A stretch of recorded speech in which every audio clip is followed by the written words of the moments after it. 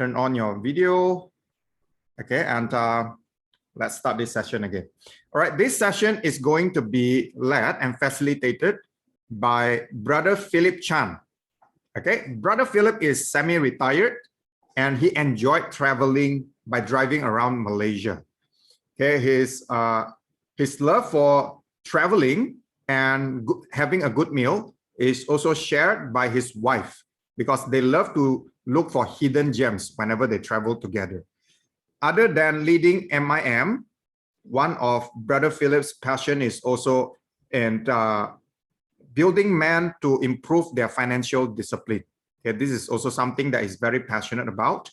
Other than that, our brother has a hobby of swimming, squash, driving, and one of the things on his bucket list is to one day have his own garage and repair his favorite cars. Okay. Wow, what a list ya. Okay, so pembicara kita yang berikutnya adalah Brother Philip Chan. Okay, Brother Philip sudah separuh pensiun gitu ya, dan dia suka traveling. Jadi ini masa pandemi, masa yang penuh dengan penderitaan karena nggak bisa traveling gitu ya. Jadi dia suka traveling dan juga menikmati makanan yang enak-enak bersama dengan istrinya. Mereka suka pergi ke daerah-daerah pedesaan begitu ya, dan menikmati petualangan bersama. Jadi cukup romantis Brother Philip kita ini ya. Dan merupakan passion atau semangatnya untuk membantu para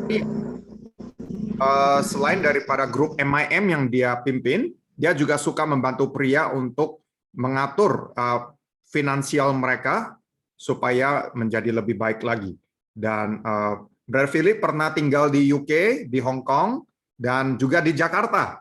Ya, dan dia nyetir sendiri sewaktu di Jakarta. Ya, saya percaya kita semua akan diberkati sekali dengan sesi yang dibawakan oleh Brother Philip. Mari kita semua memberikan sebuah tepukan tangan yang paling meriah untuk Brother Philip kita. Let us welcome our Brother Philip who will be sharing with us the next session.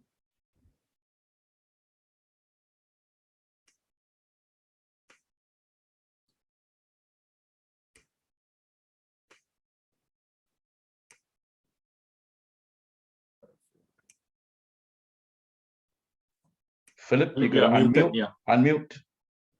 Okay, you are not unmute yet, Philip. Right. Okay, sorry. Good morning to all my brothers in Jakarta and the rest of who are in the Eastern Zone. Good afternoon.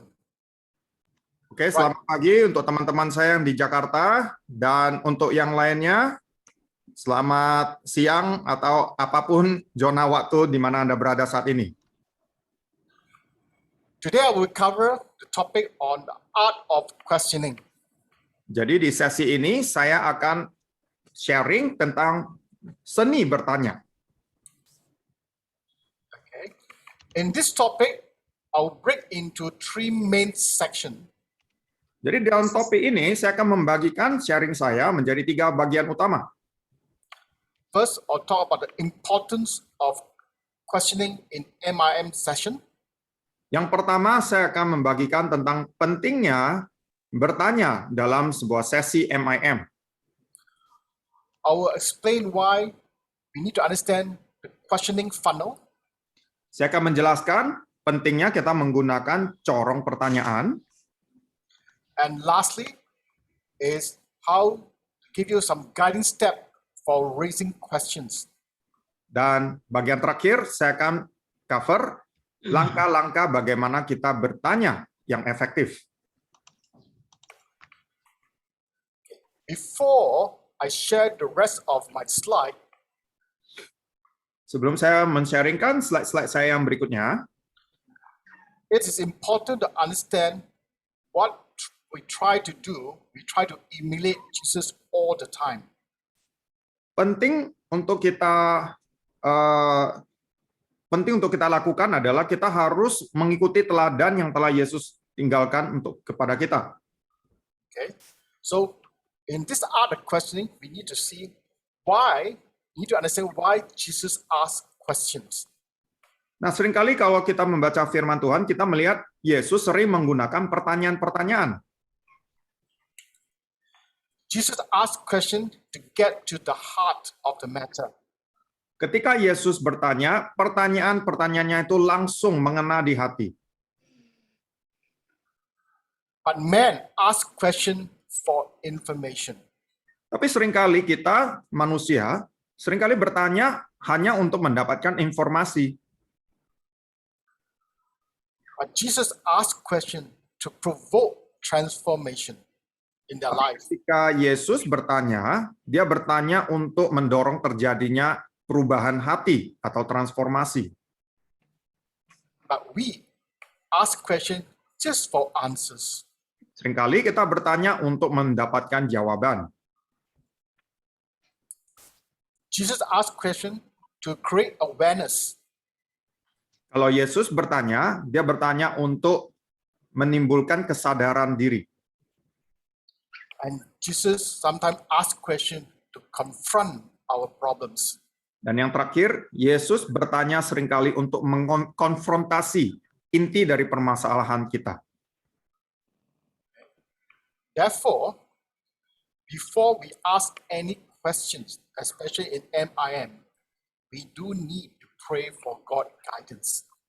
Oleh sebab itu, teman-teman sekalian, dalam memimpin sebuah kelompok kecil MIM, sebelum kita bertanya sebuah pertanyaan, kita perlu terlebih dahulu berdoa memohon pimpinan Tuhan.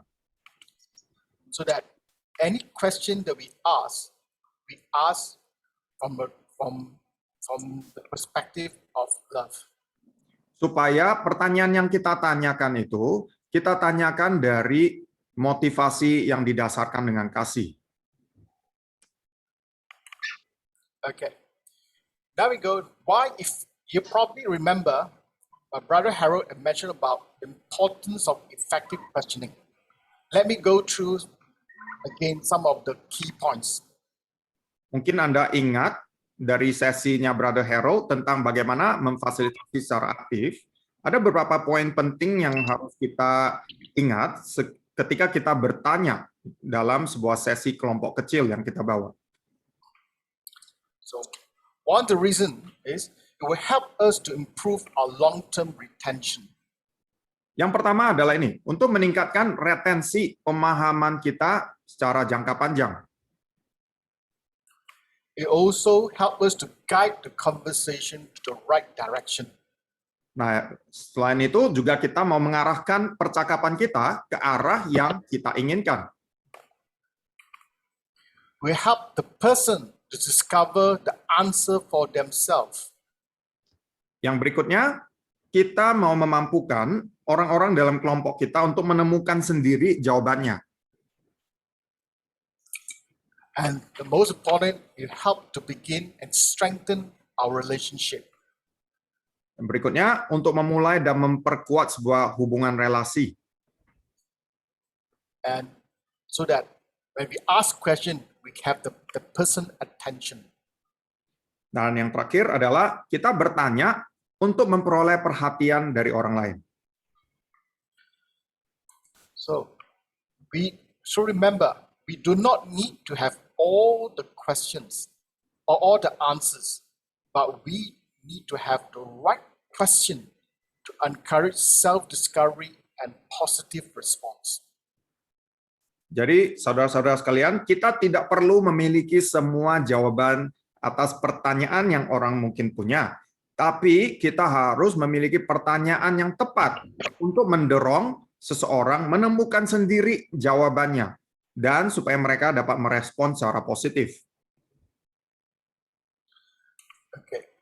Now I'll move to this next section, that is, what is questioning funnel and why is it important?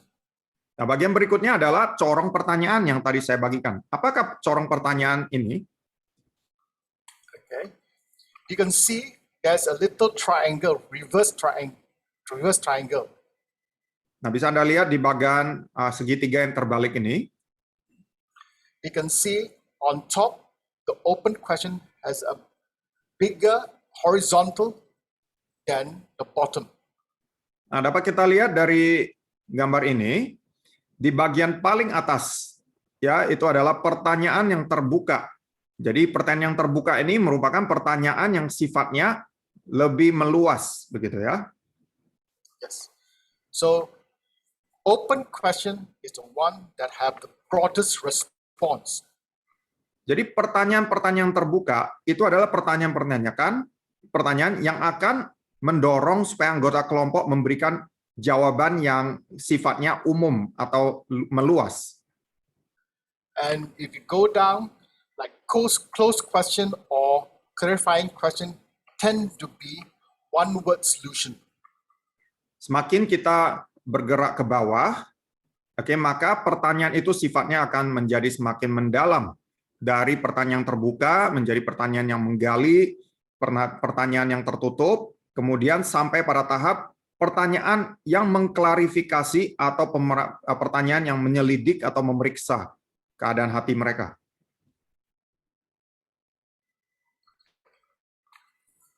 Right? So that is a question funnel. From open question, we slowly and then move on into a closed question in an appropriate fashion. Jadi yang di bagian paling bawah adalah jawaban satu kata dengan lingkup tersempit, di bawah terbawa corong. What is open question? Jadi kita akan lihat lebih jelas lagi apa bagian masing-masing dari bagian ini. Apakah pertanyaan yang terbuka itu? An open-ended question is a question that cannot be answered with a yes or no response. Ya, pertanyaan terbuka adalah pertanyaan-pertanyaan yang tidak bisa sekedar kita jawab dengan respon ya atau tidak. Question that give us an individual opportunity to answer whatever they like without limiting or influencing them with a predefined answer. Pertanyaan yang terbuka memberi kesempatan seseorang untuk menjawab apa yang mereka inginkan tanpa membatasi atau mempengaruhi mereka dengan jawaban yang standar. I think that is important. We must not influence them to answer the way we want to answer. Jadi penting kita sebagai pemimpin kelompok, jangan kita membuat mereka itu menjawab sesuai dengan yang kita inginkan.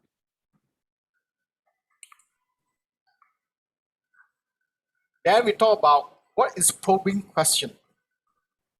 Yang kedua adalah pertanyaan yang menggali. Probing question require individual to elaborate on the response. Ya, pertanyaan yang menggali ini mengharuskan seseorang itu memberikan perincian yang respon yang lebih terinci. The intention is to help the person to think more deeply about the issue. Ya, tujuan utamanya adalah kita mau membantu individu tersebut, anggota kelompok kita, supaya mereka berpikir dengan lebih dalam lagi akan topik yang kita bahas. And then, example of checking and clarifying questions. Dan yang ketiga adalah pertanyaan yang menyelidik dan memperjelas. Basically, it's a simple question of fact of confirming what you understand. Nah, ini adalah pertanyaan-pertanyaan sederhana untuk memastikan pemahaman seseorang. Jadi kita mau menyelaraskan apakah yang mereka pahami itu masih sesuai dengan pokok pembahasan yang kita mau bagikan. Now we have learned what is the type of question, but then how is it become effective questioning? Nah, kita sudah belajar tentang jenis-jenis pertanyaan yang ada. Sekarang yang kita mau bahas adalah elemen-elemen penting seperti apakah supaya pertanyaan kita itu lebih efektif. Okay. An effective question is to help the person to share about their personal journey. Nah, yang namanya pertanyaan yang efektif adalah sebuah pertanyaan yang bisa membantu kawan bicara kita membagikan perjalanan hidup mereka secara pribadi. Promote critical thinking. Dan yang juga akan meningkatkan cara berpikir yang kritikal. And also, the question must be open-ended to encourage good response. Dan pertanyaan yang efektif adalah pertanyaan-pertanyaan yang sifatnya terbuka, ya, yang mendorong respon dari para pendengar. So the key elements we can identify is open Beberapa and elemen penting yang kita dapatkan di bagian ini adalah open-ended question with probing questions. yang pertama adalah pertanyaan terbuka. Oke, lihat corong pertanyaan tersebut ya, yang mendorong wawasan yang lebih luas dari respon sebelumnya. We need to have active listening. Yang kedua, ketika kita menanyakan pertanyaan-pertanyaan tersebut, kita harus mendengar secara aktif. Number 3, we need to have a guiding step to formulate questions in order to encourage good response. Yang ketiga adalah pentingnya kita memiliki langkah-langkah yang menuntun anggota kelompok kita yang di mana mereka akan memberikan respon dari para pendengar ini. Let's go into each of the element. Nah, mari kita melihat setiap elemen ini dengan lebih terperinci lagi. Okay. Probing questions are the questions you ask to gain greater insight into the person. Nah, yang pertama, pertanyaan menggali adalah pertanyaan untuk memperoleh wawasan yang lebih luas tentang seseorang. To uncover the reason and the emotion behind what you read or say. Pertanyaan-pertanyaan ini akan membantu kita untuk menyingkapkan alasan dan emosi di balik apa yang seseorang katakan, apa yang mereka baca, apa yang mereka lakukan. Examples of open and probing question. What do you think God wants you to do when you are angry? Nah, jadi kalau misalnya kita dalam kelompok kecil, kita mau menggali lebih dalam lagi tentang kondisi kerohanian seseorang, ini yang dapat kita tanyakan. Menurut Anda, apa yang Allah ingin Anda lakukan saat Anda merasa marah? How is your today's discussion help you in your weaknesses? Nah, contoh yang lain, bagaimana diskusi hari ini dapat menolong Anda dalam kelemahan Anda? Why do you think God wants us to deny ourselves? Menurutmu, mengapa Allah ingin kita menyangkal diri kita sendiri? Number 4, can you explain why we still struggle knowing what God wants us to do? Nah, yang keempat, contohnya, dapatkah Anda jelaskan mengapa seringkali kita bergumul untuk mengetahui apa yang Allah ingin kita lakukan? Okay. We now go into active listening. What are the components of active listening? Nah, mari kita memasuki bagian cara mendengar secara aktif. Okay. The purpose is to give you complete attention. To give your complete attention. Tujuannya adalah supaya kita dapat memberikan perhatian kita sepenuhnya. We must able to acknowledge the emotion. Yang penting bagi kita untuk mengetahui emosi yang terkandung dari kawan bicara kita dalam kelompok kita. And we must able to paraphrase the message content. Dan mendengar secara aktif artinya juga setelah kita mendengar, kita mampu memparafrasekan isi pesan atau kita mampu menjelaskan apa yang dikatakan orang lain dengan kata-kata kita sendiri.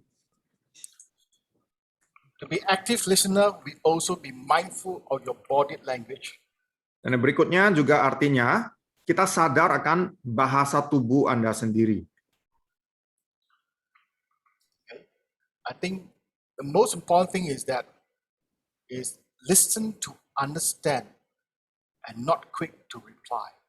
Nah, jadi yang perlu kita catati di sini adalah kita mendengar itu bukan supaya kita tahu apa yang mesti kita katakan untuk menjawab pertanyaan orang itu, tapi kita mendengar untuk memahami orang itu benar-benar dari dalam hati kita. Okay. Now we come into the last session, right? Ini adalah sesi terakhir kita. Okay.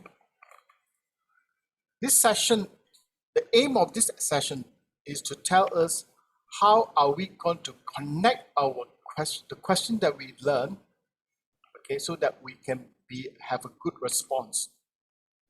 Tujuan dari sesi ini adalah bagaimana kita bertanya langkah-langkahnya itu seperti apa supaya kita bisa mendapatkan respon yang maksimal, yang terbaik. Okay. So most questions begin with the purpose and end with the yield. In general, the role of the leader is to see that our men understand the purpose of the chapter. Oke, jadi ada 4 hal yang kita mau lakukan. Ada 4 langkah penting yang kita lakukan dalam bertanya. Yang pertama, kita mulai pertanyaan-pertanyaan kita dengan pertanyaan yang dimulai dengan tujuan yang mau kita capai lewat pokok bahasan kita. Dan kita kemudian akan mengakhiri dengan hasil yang kita dapatkan dari pembahasan tersebut. Okay.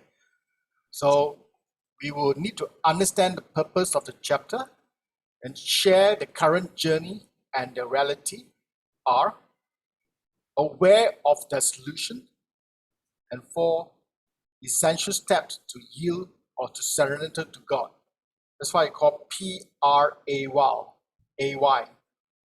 prayer model. Teman-teman sekalian, ini adalah the pray model. Oke, pray model ini adalah purpose, reality, awareness, dan yield. Atau dalam bahasa Indonesianya, tujuan, realita, kesadaran, dan penyerahan diri. Yang pertama, kita mau bertanya untuk menyadari tujuan daripada bab yang kita bahas. Yang kedua, pertanyaan-pertanyaan realita itu adalah untuk menggali dan membantu mereka untuk memahami apa realita hidup mereka saat ini. Yang ketiga adalah membantu mereka untuk sadar akan solusi-solusi yang dapat mereka ambil. Dan yang terakhir adalah langkah-langkah penting bagaimana seseorang berserah penuh kepada Allah. Okay. Let's go in detail on each of the steps. Mari kita melihat dengan lebih detail lagi setiap langkah-langkah ini. Purpose, as we mentioned, is to understand the purpose of the chapter or the particular topic. Nah, yang pertama adalah tujuan dari bab atau topik tersebut. Okay. So what are the questions that we can raise? Nah, pertanyaan seperti apa yang boleh kita tanya untuk memahami tujuan dari bab tersebut? Okay. We can ask, what do you think today's topic is important to us men? Ini ada beberapa contohnya ya. Yang pertama, mengapa Anda berpendapat bahwa topik hari ini penting bagi kita sebagai pria? Why is God telling you about today's topic? Atau contoh yang lainnya, apa yang sedang Allah katakan kepada Anda tentang topik hari ini?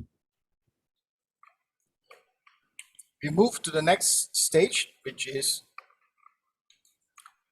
reality.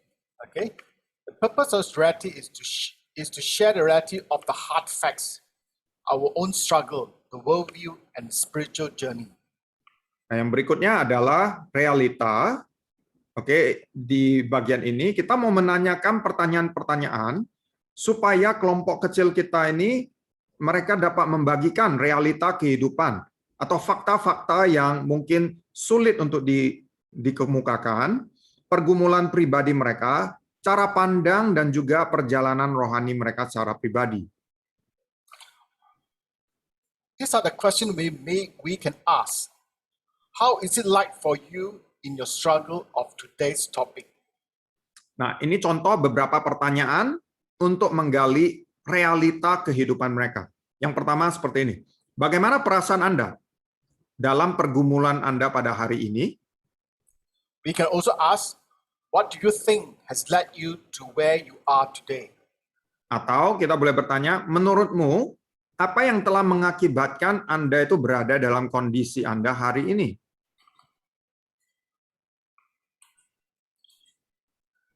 In the self-awareness, the purpose is to give you a better understanding why you feel, what you feel, and why you behave in a particular way.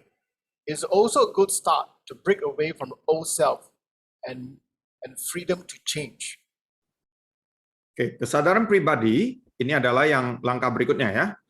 Membantu kita memahami lebih baik lagi tentang mengapa Anda merasakan apa yang Anda rasakan dan mengapa Anda melakukan suatu tindakan tertentu.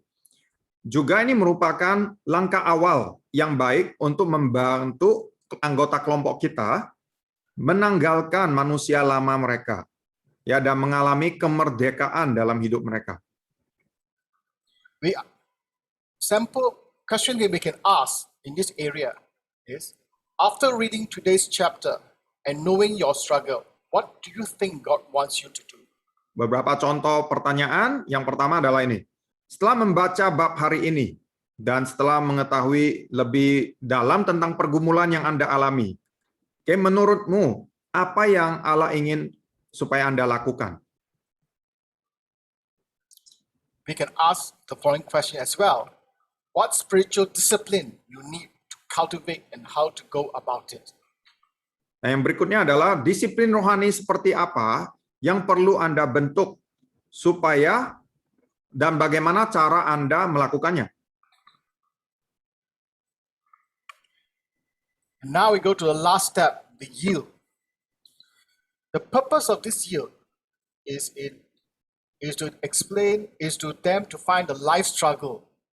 We need to yield to God for counsel, direction, and comfort and strength.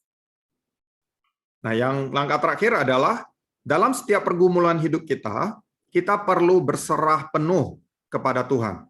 Ya, kita perlu memohon Tuhan untuk hikmat-Nya, pimpinan dan juga penghiburan serta kekuatan dari Tuhan sendiri. In this area, we can ask questions like the following. What are the steps Contohnya, to make the change? langkah-langkah seperti apa yang dapat kita ambil untuk memastikan diri kita dapat berubah? We can also ask the following question. How is your daily devotion and prayer life? Kita boleh bertanya, bagaimana kehidupan doa dan saat teduh Anda secara pribadi?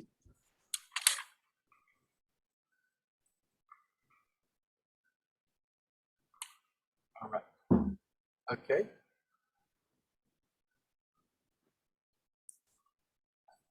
Oops.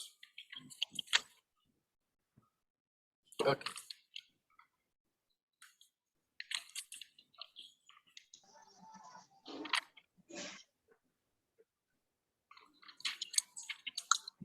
Is it? Contoh yang ketiga, apakah Anda memohon Allah untuk menolong? Apakah Anda telah memohon Allah untuk menolong Anda berubah? Bagaimana prosesnya saat ini? Okay. Yes, the number 3 is, are you asking God to help you change? How is it going? Ya. Right? So, I think in short, why do we need this prayer model? Jadi kesimpulannya, mengapa kita memerlukan sebuah model seperti pre-model ini? Is help us to learn to ask questions just like Jesus. Tujuannya adalah bagaimana kita dapat menanyakan pertanyaan-pertanyaan secara efektif, sebagaimana cara Yesus menanyakannya.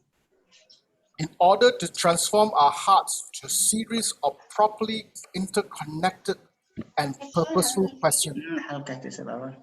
Dan caranya adalah dengan kita bertanya pertanyaan-pertanyaan yang relevan, yang sifatnya itu menggali lebih dalam lagi ke dalam kehidupan anggota kelompok kita. Just like Jesus, we have clear purpose in mind for us, that we can do anything if we truly surrender all to Him.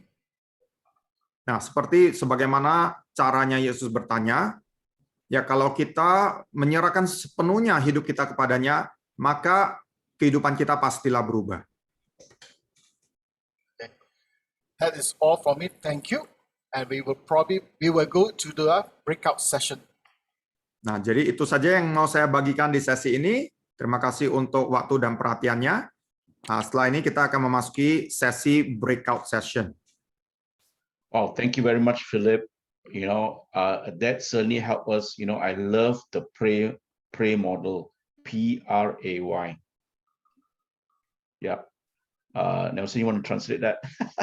Jadi saya suka sekali secara pribadi model pray ini, P-R-A-Y. Yeah, we are coming to an end. As Philip was saying, that we're going to go back into the breakout room for 15 minutes. Then we're going to come back for an overall question and answer time. And that is a very important session. I hope you don't leave. I know it's been quite a long day. I really hope you can stay on and ask us some questions. That's where you can, can interact with us for the last maybe 20 minutes or so after the 15 minutes breakup room. So don't go away, come back, and then we can end with a prayer. So stay back, yeah. Oke, teman-teman, saudara-saudara sekalian, kita memasuki penghujung dari acara kita hari ini. Kita ada satu sesi breakout session lagi selama 15 menit. Setelah itu saya harap teman-teman jangan meninggalkan meeting ini dulu, ya, karena kita masih ada sesi tanya jawab. Ini adalah sesi yang penting, di mana Anda boleh bertanya pertanyaan-pertanyaan, di mana Anda boleh menerapkan apa yang sudah kita pelajari hari ini dengan lebih detail lagi. Ya, jadi jangan buru-buru meninggalkan meeting ini setelah ini, ya. Okay, before we go breakout room very quickly, if you want to communicate with us, you can reply to the email that you received. As we send you the notes and the slides for today, you can respond from there, and you can communicate with us through the email. Yeah. If not, anybody you know in our MIM group, you can always text them and call them and whatnot. Yeah. I will send you guys my contact, and feel free to connect with me. Thank you. Satu hal lagi yang saya mau bagikan adalah kalau misalnya ada teman-teman yang ingin berkomunikasi dengan kita dengan lebih lanjut, silakan boleh membalas email yang telah Anda dapatkan, ya, yang berisi link pertemuan kita hari ini. Ya, kita ingin berkomunikasi dengan Anda dengan lebih lanjut. Saya juga nanti akan memberikan email saya pribadi supaya Anda boleh menghubungi saya, mengontak saya secara pribadi.